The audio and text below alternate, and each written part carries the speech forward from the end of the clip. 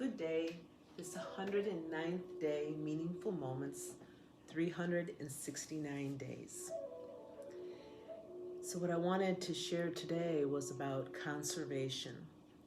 You know, it's beautiful because Earth Day is right around the corner. In fact, it's just 3 days away, I believe. And we've been running some little video tips from a good dear friend, Balaka Ghoshal, who is also a co-host with Weaving Stories of Your Well-Being. And she's been sharing a lot of her eco-friendly and green living ideas for you. So we think about, conservation this time of the year in terms of the earth and the conserving of its resources. And we can expound on that in so many different ways and from so many different avenues. But I'm here to share with you today about that conservation of our resources, which is actually not too far from the same principles of conserving our earth and the depletion that we face. And it's on a day-to-day basis. So every day we have to look at just different ways we're holding that conservation. For me, a meaningful moment was in being able to be very still over the course of a very active weekend.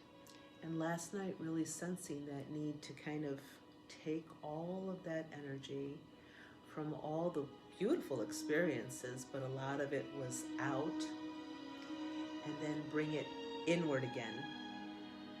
One moment, please. Alexa, turn volume down. Alexa, turn volume down on living room. That might be a little bit better. But anyway, back to the idea of this bringing it in. It's a rainy day today, always a great day to bring it inward. But so much of, today's modern lifestyle is this continual feed, coming in from the outside in so many different ways. And it's really just a time when we need to be able to draw inward. The only way that we can get to really know how to conserve that inward energy is to be able to sit still with ourselves.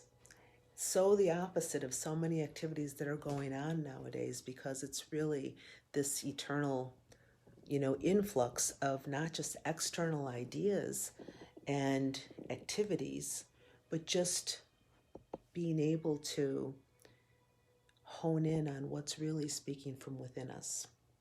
What are those connections that we can have with life all around us? Because, we can't be in this eternal connection with our earth if we're not spending time feeling nature around us in some way. And it's not the same way for everybody. We're not all going to have the same practices. We're not all going to have the same types of things that we like about nature, about, how we go outside and experience it, etc. It might be a very inward experience. It might be looking at the sky from inside your window. But we can all experience these different ways that we can really draw on how to conserve our energy. The different types of activities where, you silence yourself and it just becomes a little bit more inward in space and time. And those moments that we have with our friends, with our family, our loved ones, all the different ways that we can really be able to be still. So even in this pace of going to work and all those kinds of things, finding the ways that we can, even while we're in the activity, to tap in, be a little bit more still.